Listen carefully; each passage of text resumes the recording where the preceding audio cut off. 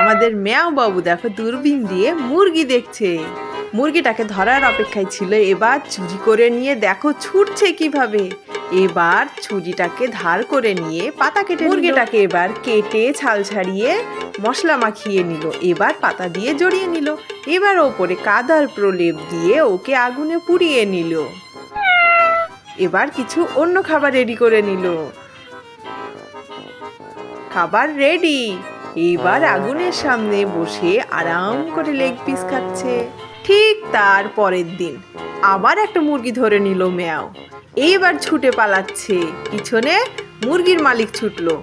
মুরগিটার এবার ভালো করে ছাল ছাড়িয়ে পেট কেটে স্যুপ বানিয়ে নিল। দেখো ম্যাও কত পারদর্শী, স্যুপ বানিয়ে গান করছে মনের আনন্দে। এবার ম্যাও মনের আনন্দে স্যুপগুলো সব খেয়ে নিল।